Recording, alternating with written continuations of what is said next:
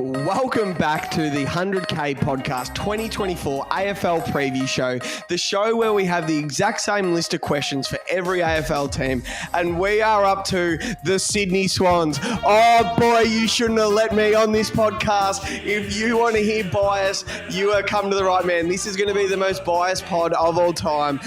Das, how are you, brother? Jev, I'm really good. As I said, I think I'm just going to be your Dwayne Wade to LeBron James. I'm just going to alley-oop and let you go to work because I know that you've been stewing over this.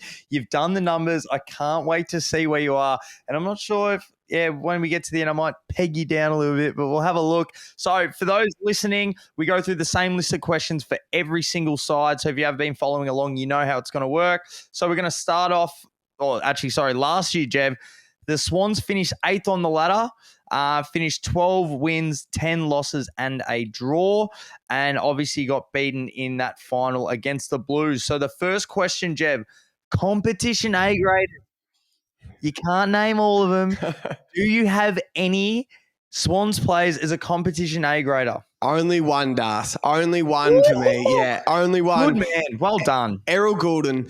Darcy's an absolute star, this kid. He should have been in front on Brownlow night at the last round of the year.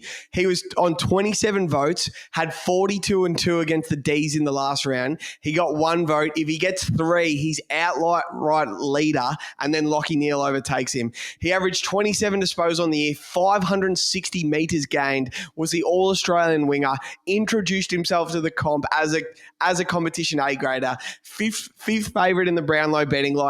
I think everyone now agrees, this kid is fucking him, and he's got the confidence. What about you? Any competition A graders? Jev, he's my only one as well. Me and you were talking about this early last year, and if you go back, not that you would, go back and listen to the Sunday roast episodes, we would say if he was in Victoria, what is he doing that Nick Dacos isn't? Yep. He's having the same, if not a replica season, just in a different state. So last year, his career average, he was averaging 21 disposals, 2.5 clearances and 7 contested possessions. Last year, he took that to 27 possessions, 4 clearances, 10 contested, and then 19.3 kicks a game, which is ranked elite. And you'll know why, because he's one of your best ball users. Beautiful kick. And it's not just he gets the cheap ball. He will run you ragged, and you have to keep up with him. And that's why he gets so much. It's not just he gets cheap ones out of the back. He works so hard and he gets it. And God, he makes you punish for him. So, Jev, I applaud you. He was my only competition A grader as well. So well done. We'll do position A graders. Now, this is where I go a bit nuffy. So you go first. Yeah, so I'll just go through. You can hit us with the stats. I was looking at this, Jev, because I thought maybe there would have been a few more competition A graders. I left a few off this list, but position A graders, Jev, I would say you've got Chad Warner, Brodie Grundy, Isaac Heaney, Tom Papley, Callum Mills, and Nick Blakey. I'll let you go. All right, so this is where I go nuffy. Tom McCartan is a fucking stud key defender in this league. He's already a proven player, and he turns 24 this year. He's an A-grade defender, Das, and we watch him on Charlie Curnow in the final. He can take any player. Nick Blakey, the Liz, he does it different, but goddamn, he's a star off halfback. His leg speed and run and carry and dare is just unbelievable. He's a beautiful kick as well. It just looks a little funny. And my favourite thing about him, he's super courageous. If he's left loose in the back line with his size, he flies third man at everything, punches everything, hard worker. Brodie Grundy, he's still an A-grade ruckman in this competition. He would start at 15 out of 18 clubs out there. He just went to the one and only club with a ruckman that's clearly better than him, Max Gawn. I spoke to one of our sources from the Melbourne building, one of the Melbourne coaches, and I said, is Brodie Grundy still a gun, or have you sold us a lemon? And he goes, nah, on that small SCG ground, he will absolutely dominate. He'll cover the ground with ease. He'll play 85, 90% game time. He's made to just be a number one ruckman, 90% game time on the MCG. Chad Warner, he's a fucking freak. I have a big take on him later, but he's a premier midfielder in the comp. Tom Papley is still fucking him. He's everyone's favourite player to love or hate. Still an elite small forward. He's such a gun, and he goes to centre bounces and has impacted centre bounces. And then Isaac Heaney, fuck it. I know he fell off a bit last year, but he was All-Australian in 2022. He's such a matchup nightmare in the forward line. He'll kick 40 goals again, 40-plus goals again this year and push for All-Australian. That is 1, 2, 3, 4, 5, 6, 7 position A grade stars. Well done, Jev. I could have had more, but I left it there. Come on. I was going to say a couple of years ago, you'd have Luke Parker in there. Yeah. Like you've got a few. McCardle's probably the only one I left out. Like he's definitely on the border. Like he plays a fucking good game. When both of the McCartan boys are there, I felt they complement each other really well. But Jev, as I said, you can argue with a wall on that one, whether he's in or not. If you're a bit of a Nuff Swan supporter, they've set up their back line this year for McCartan to start dominating, like Harris Andrews, like Jacob Wiedering. So we recruited Joel Hamling, fullback from Freo. We've got Aaron Francis, who's not much of a great player.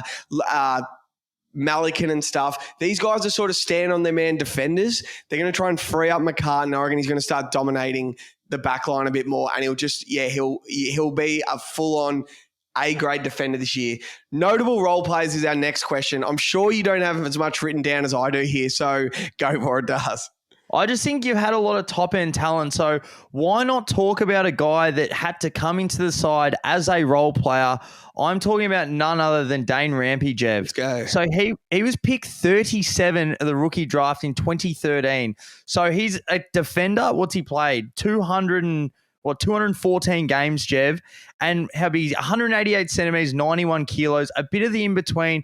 He's played tall, he's played small, he's kicked out, he's had to play fast, lock down, play loose, run off, try and get the game going, inject a bit of flair. I'm pretty sure he's come on a sub a couple of times when he's had to come back in the side.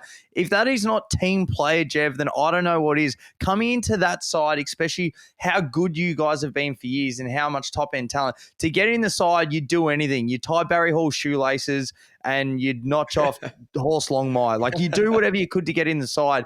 So I believe he's definitely a notable role player. He's been doing it for years. I'm sure you guys would love to get him another flag and for what he's done to the club.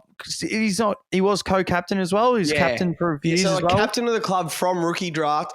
They always say, because he's the fullback, it's like, they always say, what would Rams, the saying at the club is, what would Rams feel? So what's happening up the ground? Is Rams happy at the back or is he angry with what's going on? So he's a massive part of our club for sure.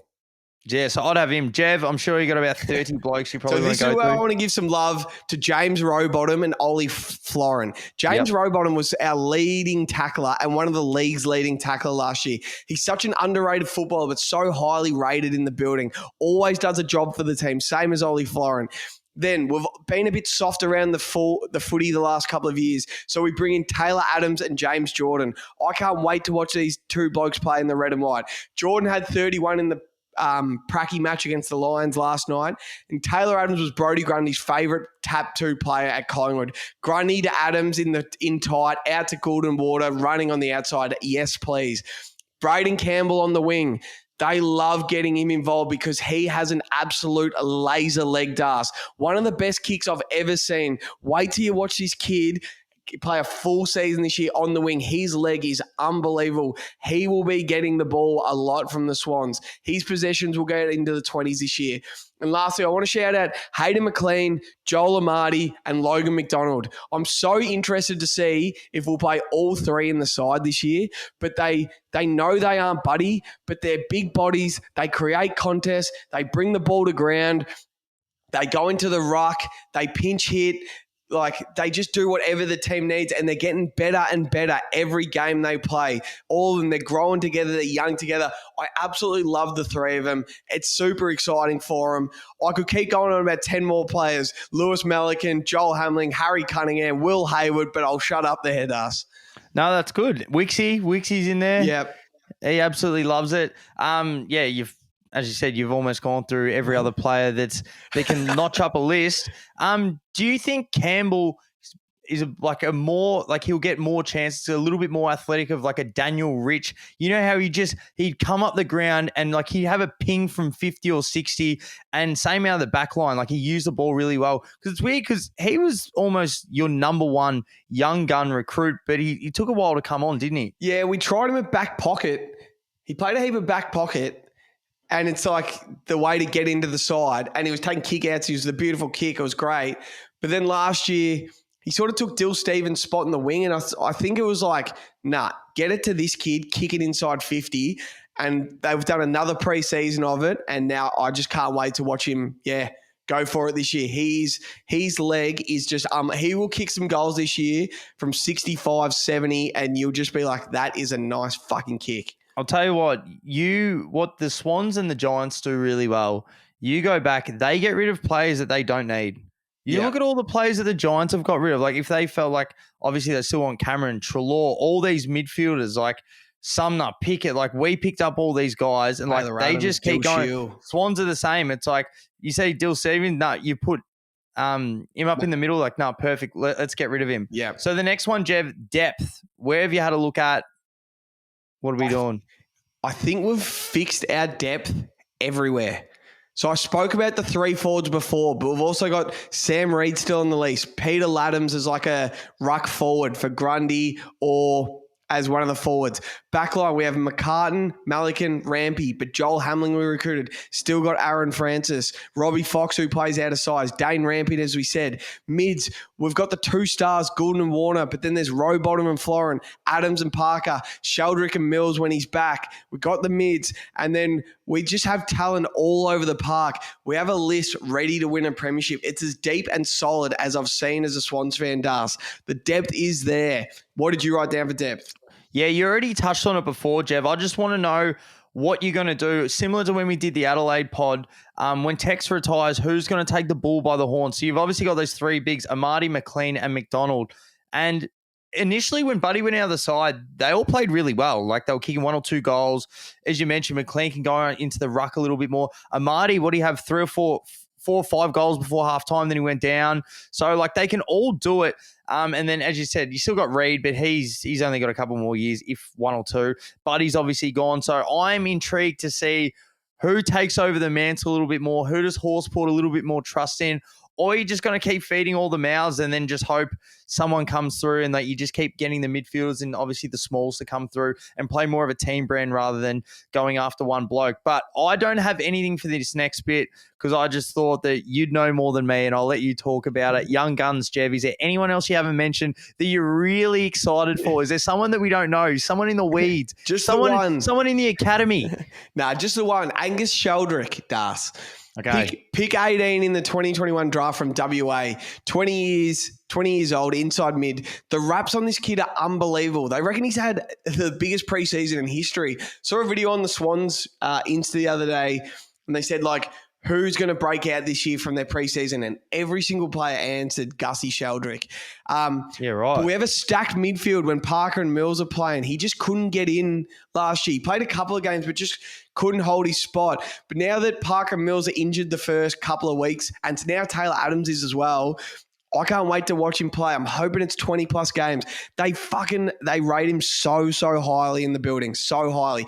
And he fucking crunched Lockie Neal last night. He did Lockie Neal's shoulders, and Lockie Neal was walking around testing the shoulder. They just went 2 bulls going ahead of the footy, and he got him. So you just remember the name. He wears number 12, Angus Sheldrick does. The raps on him in the building are fucking huge. Yeah, that's good. I'll let you take a deep breath after that, and I'll just roll on to the next one, Jeff. But the dark horse All-Australian for me, it has to be Brodie Grundy. I think it's the perfect pickup.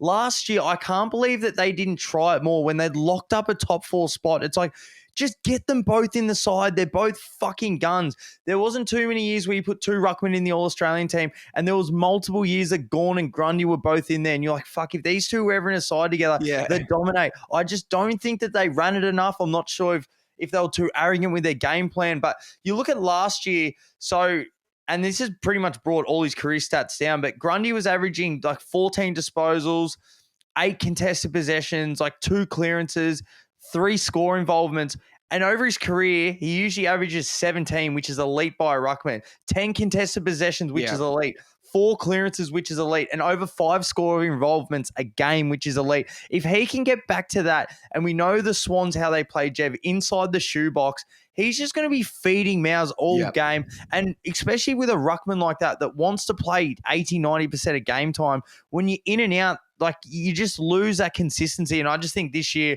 he's primed, he's ready to go. And I was watching, I try and go through most of the teams. If they've got really good social media, they go on, they post a lot of the training and stuff. I love to see the behind the scenes, see guys, whatever they're doing. He's benching 140. Yes. He's benching 140 kilos for 2 reps. Like, that's a lot of weight, especially for a big guy with big levers. Yeah. Watch him in the ruck just dominate. This is comeback season, written all over it. Brody Grundy, I almost think he's a lock for All Australia. I think he's going to come out and just rip this game to shreds. So All Australian for me, Jev. What about you? Chad Warner for me. I'm so big on what he's going to do this season. But if I was to name a real dark horse, I was pumping him up before, it would be Braden Campbell on a wing. I reckon there's always a wing spot for someone that just plays on the wing the whole season, like Josh Dacos and Errol last year. And then the other one was Nick Martin from the Bombers. If you just play on that wing, there's going to be a spot. And I'm hoping Braden Campbell just gets known as one of the competition premier wingers. He'd be my dark horse, but Chad Warner is nearly my lock. Yeah, perfect. All right, getting to the next one, Jev. There was a lot of scrutiny, and I love the way that they've gone about it. Like, fuck everyone else. You're not inside the building. This is what's going to happen. Coach and captain, Jev, Horse and Mills. So I'll start with Callum Mills. You can make whatever you want from the incident. He was wrestling with a teammate on Mad Monday. That's just what you do on Mad Monday. But he made a mistake, and we won't see him till June because of it.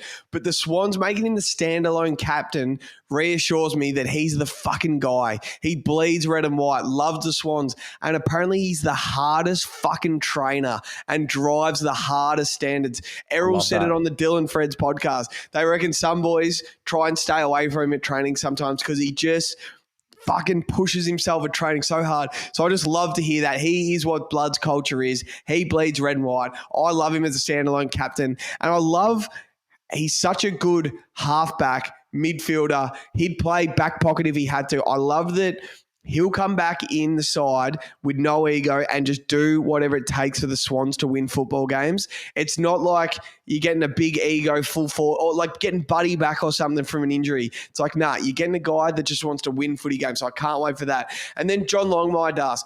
I think you could easily argue he's the best coach in the league. Like if Tassie could have any coach from scratch, he would be top 3 on the list. My only knock on him, I reckon he overcoaches grand final day and feels the pressure too much. I've been to 3 losing grand finals in a row now, Das. 2014 Hawks, 2016 Dogs, 22 Cats. All 3 we've just got it wrong and been outplayed, and it feels like we've got it wrong during the week and before the game, and we've felt the pinch and felt the pressure and the moment too much. If we get back there this year, I just want to see us like Richmond on the field, having a laugh, having a joke, happy to be there, enjoying the moment, not overdoing it. I feel like, I don't know this, I feel like he overcoached during the week and it's trying to get like, have the perfect day. Like if this happens, do this, do that. We'll bring this guy on. He can go there and over rather than just letting the game come to them and not overcoaching it. So that would be my only knock on Horse Longmire. Das, what did you write for coach captain? Yeah, well, Callum Mills since coming into the AFL, so 2015 when he was drafted, pick 3, highly touted pick. As you said, he's play him anywhere, like whatever role you have to. He's even went up the ground last couple of years and like kick goals when he has to. You just move forward, kick a few goals, lock down midfielder, runs with anyone. Seen him run with Cripps a million times. He can go with Touk Miller, Lockie Neal, whatever needs to be done. I think he's an unbelievable player. A lot of people said he probably shouldn't have got the captaincy. As I said, not inside the 4 walls, and they obviously think he's a leader going forward. But I would put John Longmire up there with like Chris Scott, Alistair Clarkson for like the best coaches of this era. He almost marries up to Chris Scott. Like they got a flag early and then they're sort of battling. But the success of consistent finals, prelims, grand finals, and I know it maybe gets overshone, but can you imagine if he was a 4-time or 3-time premiership coach. Like, you're talking about him in Alistair Clarkson there, and it's this much away. And as you said, maybe it's too much game plan, but at the end of the day, one side's got to win, one side's got to lose. Yep. And I'm not sure where I heard the other day, but I thought it was fucking great. A successful year should be if you make a prelim. Yep. Like, if you make a prelim, like, you've done all the work to get to that stage, the top 4 sides, and then you're not playing a best of 7 series like basketball. It's like someone's got to lose. You might have a bad night, but I think if you get to that point, if you're consistently at a prelim grand final level, you're a very successful team and coach. You're doing the right things. It's not that maybe, like, no matter what he said, he's not out there playing at the end of the day. So I think what they're doing, the culture, as they always mention, the Bloods culture, it's working. It's been working for a long time. You'd put him up there in the top handful of coaches, and I just hope Mills can bounce back and have a good season as captain, because I know the pressure's going to be on when he comes back in the zone. That's one thing we definitely do. We give ourselves a chance at a prelim final every single year, and I absolutely love it. We never rebuild, nothing. We give ourselves a chance at playing on prelim weekend every year, so it's great. Strength of schedule, Das. Yeah, so strength of schedule, judging off who they played last year, their upcoming opponents, who they double up on. So number 1 would be the easiest ranked schedule. 18th would be the hardest. It's ranking the Swans with the 16th schedule ranked, so the 3rd hardest. Having a look at it, Jev, notable home games, what have you had a look at? Yeah, so this is probably where my mood changes a little bit. Our schedule's fucking hard, and teams don't find playing on the SCG hard anymore. They don't. This isn't the Swans with Brett Kirk, Jude Bolton, Ryan O'Keefe, where we had 3 tagging midfielders and we just defended and grinded out wins. We're a high-scoring, fast ball-moving team now. I reckon the SCG is probably the worst home ground advantage in the league. Is that a fair take?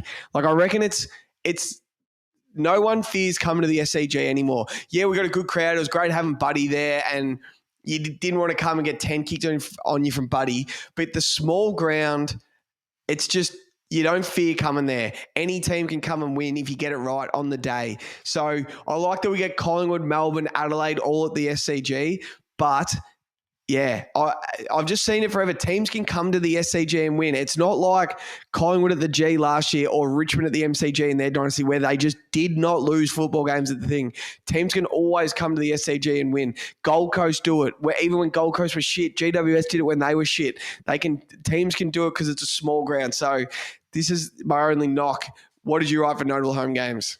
Yeah, on that other aspect of it, though, you'd much rather be versing those teams at home. Like, at least you get Melbourne at home, you get Adelaide, Collingwood, Carlton, you get Geelong there, and then Essendon. Gold Coast have actually had you guys at the SCG a couple of times over the last few years, so I'm sure you want that one back. You got the crosstown rivals with the Giants that you're always going to get one each. Fremantle, North, and the Dogs. So look, you've got five games there that you'd circle ticks, and then you might split the others. So you might take 7 to 8 home wins this season, which I think is good.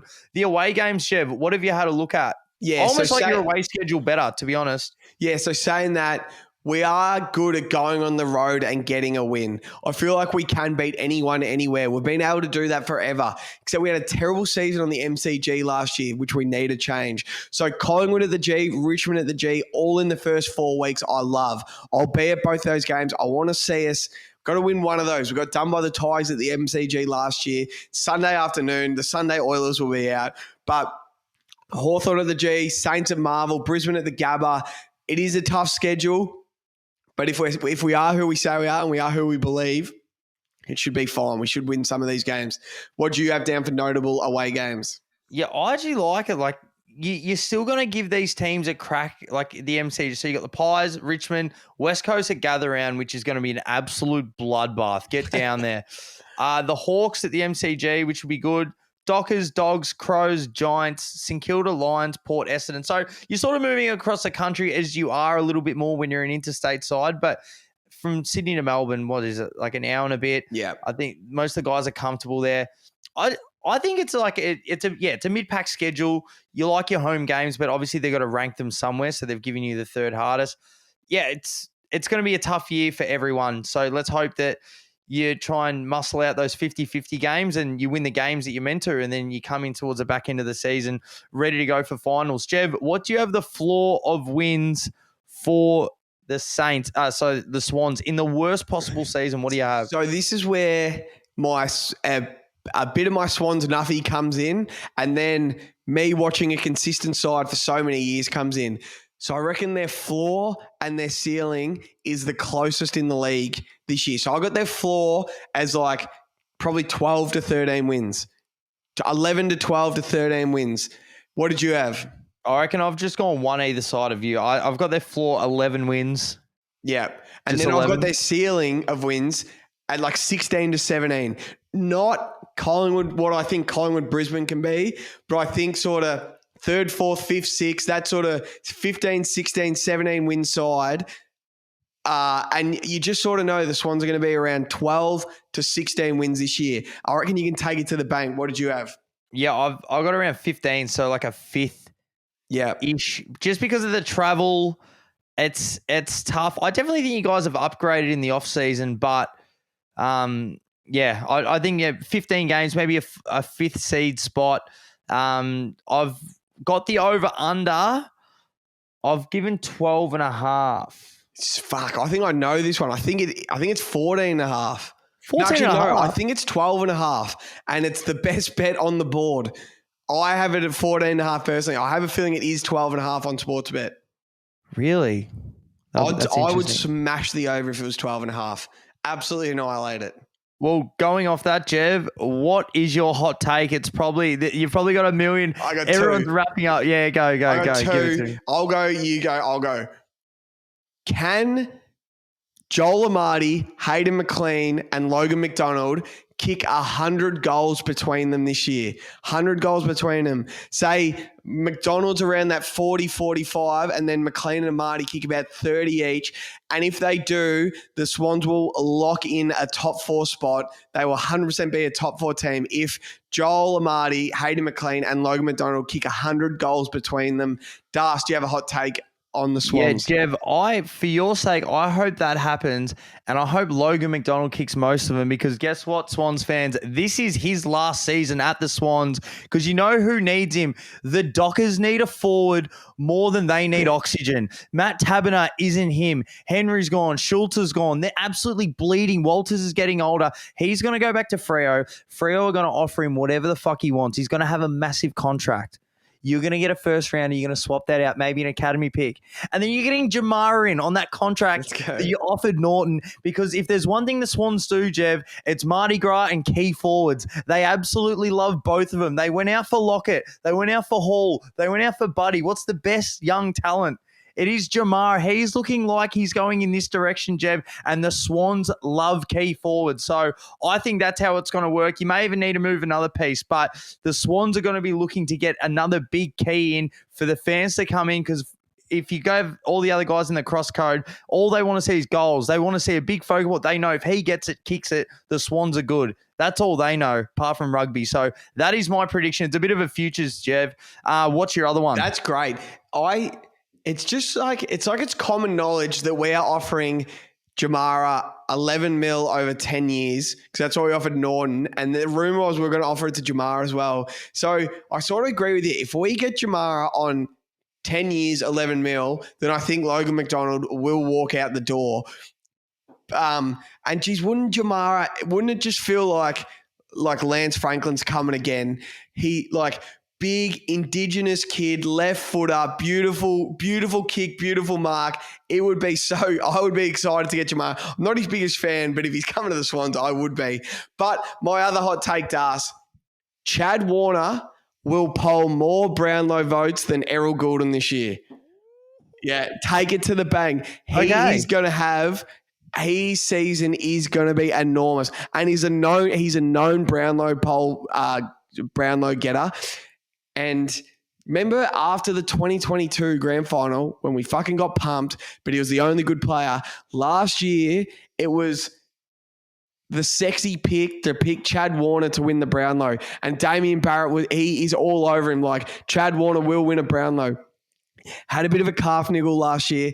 This year we go into the season with Errol Goulden being the superstar. Got to tag Errol, this kid, blah, blah, blah. Watch Chad Warner come back and be that guy this year.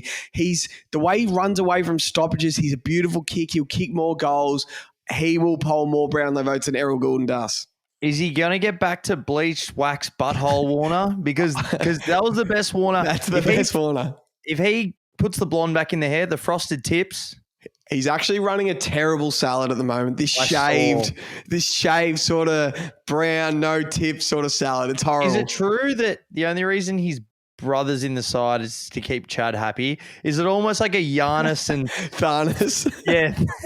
There is no way these brothers in the side because of that. Oh God! And he even gets a game. Maybe West Coast called Chad Warner's agent and it got leaked back to the Swans. So then Corey Warner got a game at the Swans. Maybe like the Giannis thing. Yeah. So I remember Chad almost gave away 50 because his brother kicked the goal and he almost ran on the field. He was on the bench. Fucking he was on the bench. He just wanted to be there and just rub his butthole. Anyway, Jeb, the Swans.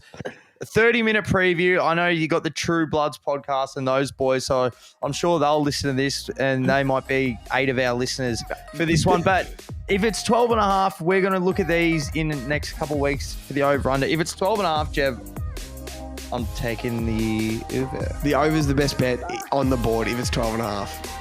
All right, let's go. We've got 2 teams to go. Western Bulldogs, West Coast Eagles. Excited about getting finished. 2 totally different teams. Excited about getting it done, Das. I'll see you later.